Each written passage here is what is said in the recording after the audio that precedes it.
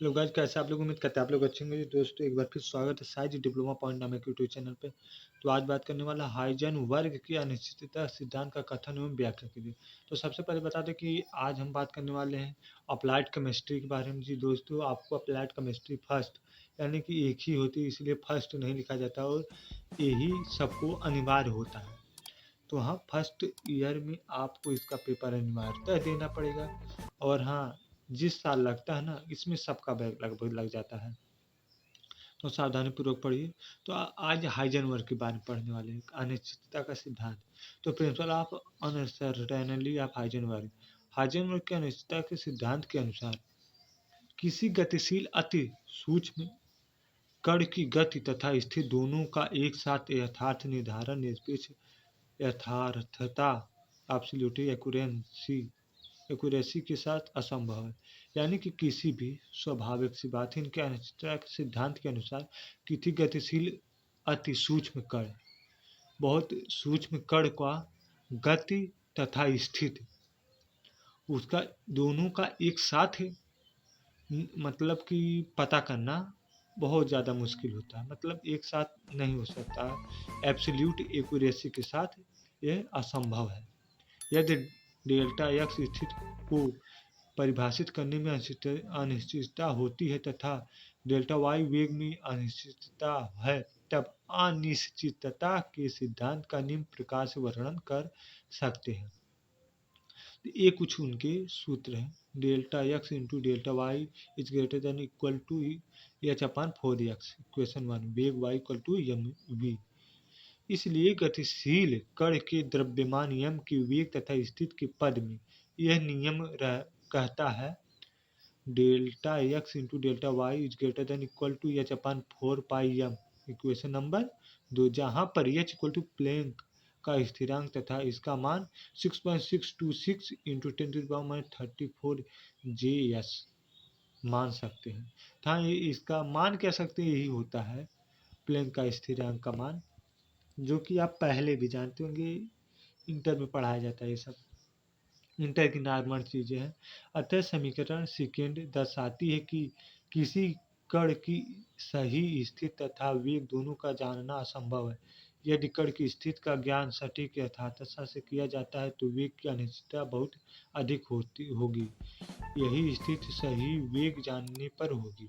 मतलब कि अगर हम किसी के वेग ज्ञात करना चाहते हैं, किसी सूक्ष्म कण का वेग ज्ञात करना चाहते हैं, तो उसकी स्थिति का ज्ञान अच्छी तरह से नहीं होगा। अगर स्थिति का ज्ञान करना चाहते हैं तो उसका सटीक जो है वेग की अनिश्चितता बहुत अधिक होगी।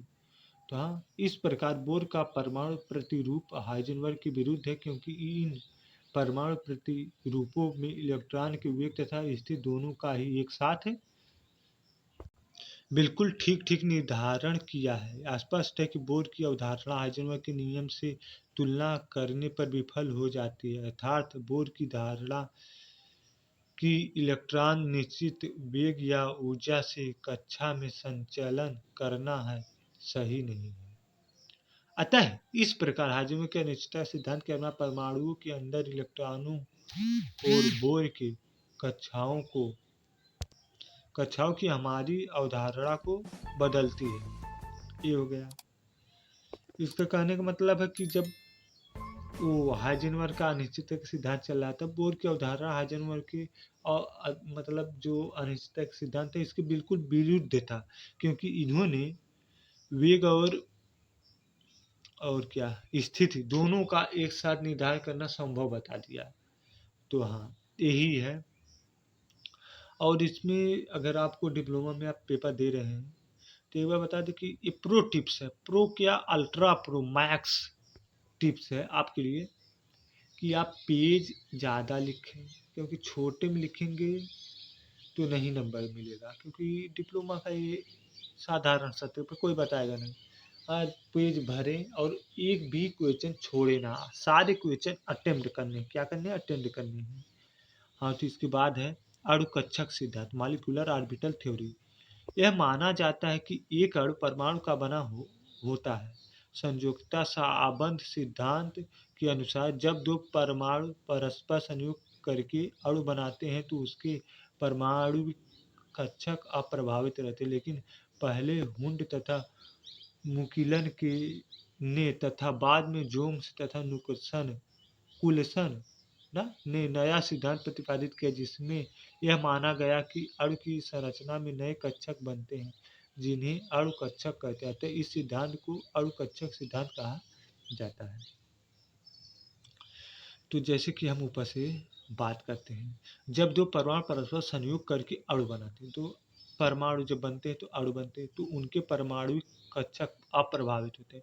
उनके जो परमाणु कक्षक होते हैं, उन जब ये दोनों संयोग करके अणु बनाते हैं तो वो परमाणु कक्षक अप्रभावित है, लेकिन पहले हुंड तथा मुलिकन ने तथा बाद में जोन्स तथा कुल्सन ने नया सिद्धांत प्रतिपादित किया, जिसमें यह माना गया कि अणु की संरचना में नए कक्षक बनते हैं, आर्बिट्स बनते हैं, जिन्हें अणु कक्षक कहते हैं।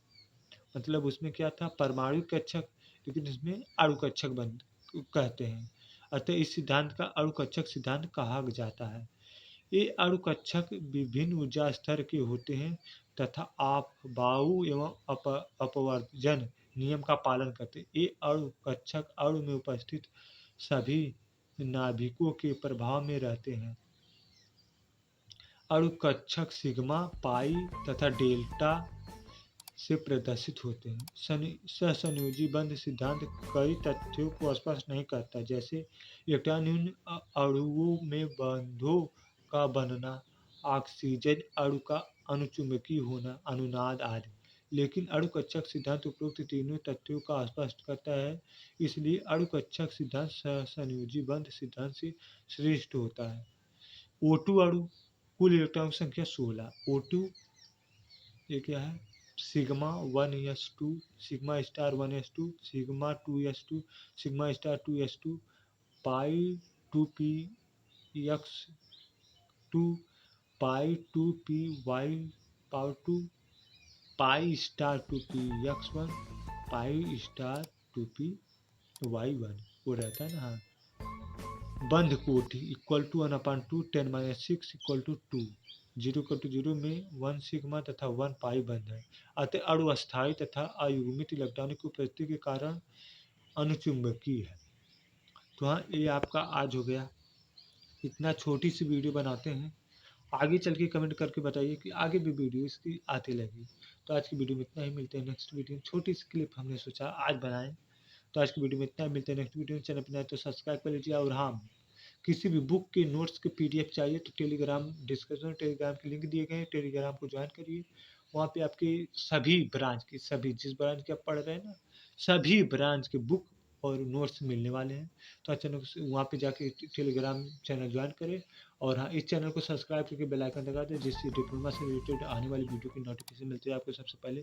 तो मिलते हैं नए वीडियो में, तब तक के लिए बाय बाय, टेक केयर, जय हिंद, राधे राधे।